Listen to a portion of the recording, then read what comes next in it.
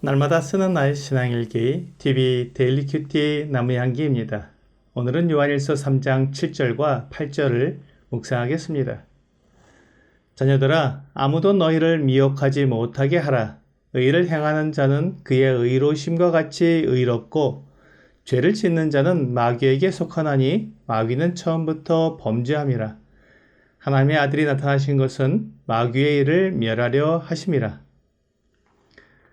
만일 우리가 죄를 용서받아서 구원받았기 때문에 마음대로 죄를 지어도 된다고 가르치는 사람이 있다면 그는 하나님을 알지 못하는 사람입니다. 하나님은 우리가 마음대로 죄를 짓게 하려고 우리의 죄를 용서해 주신 것이 아닙니다. 우리로 범죄하게 하려고 그 아들 예수 그리스도를 십자가에 내어주신 것이 아닙니다. 주 예수님은 우리로 죄를 짓지 않게 하시려고 십자가에 달려 죽으셨습니다. 우리가 죄의 종으로 있게 된다면 어쩔 수 없이 계속 죄를 지어야 하기 때문에 주 예수님께서 우리의 죄의 대속제물로 자신을 드려서 우리를 죄에서 자유롭게 해주셨습니다. 마치 노예를 값주고 사서 자유롭게 해주신 것과 같습니다. 노예가 값을 치르고 자유롭게 되었다면 다시는 주인에게 종노릇할 필요가 없습니다. 자유인으로서 자유롭게 살아가는 것입니다. 이것이 주님께서 우리에게 해주신 일입니다. 우리는 더 이상 죄에게 종노릇할 필요가 없고 자유로운 자로서 그 자유로 하나님을 위해 사는 것입니다.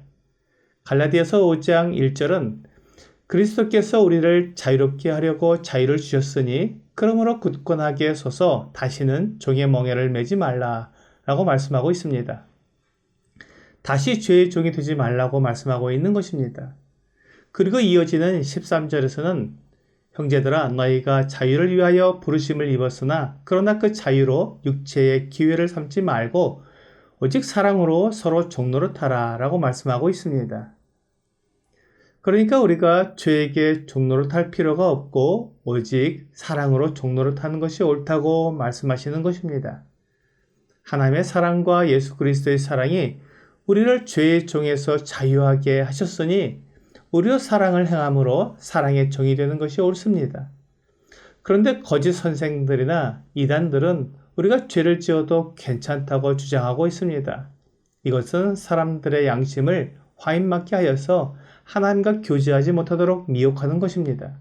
디모데전서 4장 1절과 2절은 그러나 성령이 밝히 말씀하시기를 후일에 어떤 사람들이 믿음에서 떠나 미혹하는 영과 귀신의 가르침을 따르리라 하셨으니 자기 양심이 화인을 맞아서 외식함으로 거짓말하는 자들이라 라고 말씀하고 있습니다. 양심의 불도장이 찍히면 감각을 잃어버리고 죄의 종으로 살아가게 될 것입니다.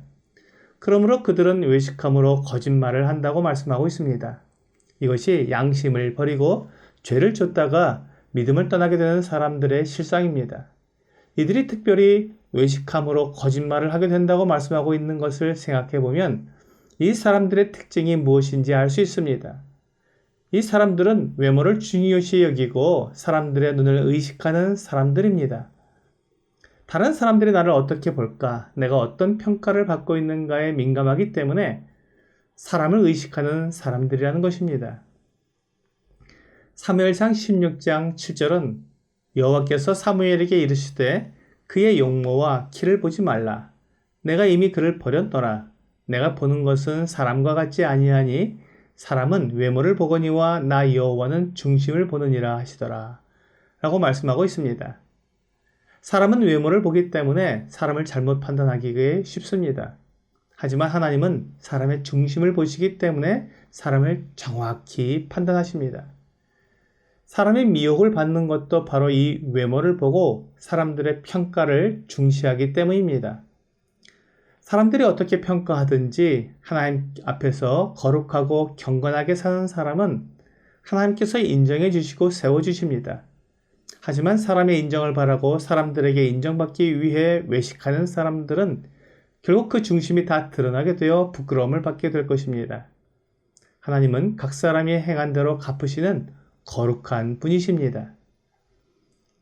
영지주의 이단들이 말하는 것처럼 내 육체가 죄를 짓는 것이지 내가 죄를 짓는 것이 아니기 때문에 나는 거룩하고 흠이 없다는 주장은 궤변입니다.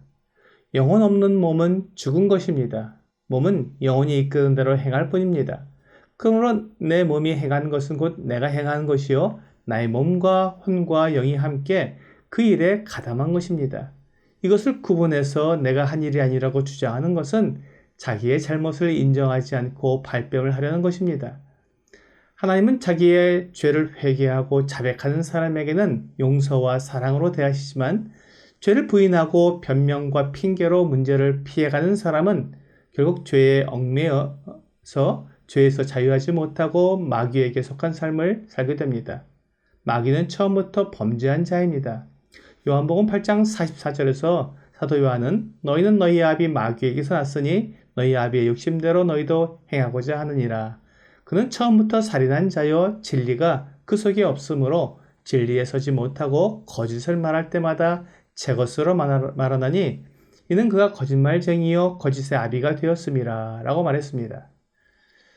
마귀는 아담과 하와를 속여 하나님께서 금하신 선악을 알게 하는 나무의 열매를 먹게 하고 사람들을 죽음에 이르게 만들었습니다.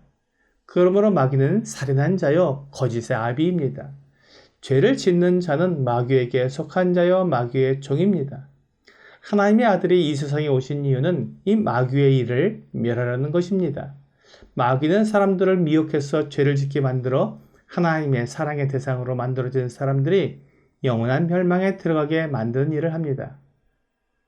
주 예수님은 사람들의 죄를 용서하여 다시금 하나님의 사랑의 대상으로 회복시켜 주심으로 마귀의 일을 멸하셨습니다.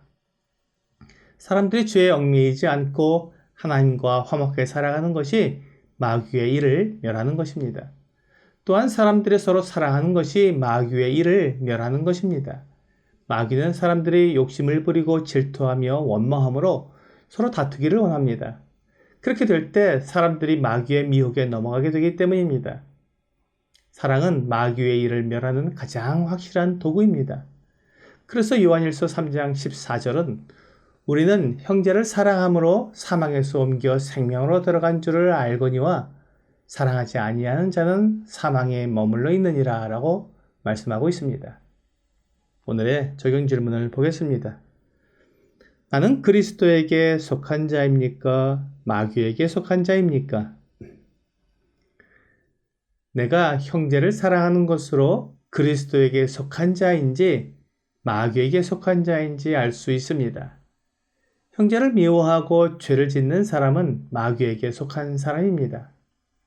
오늘 주 예수님께서 마귀의 일을 멸하려고 이 세상에 오신 것을 생각하며 서로 사랑함으로 예수님께 속한 자임을 나타내는 여러분과 제가 되기를 주 예수님의 이름으로 기도합니다.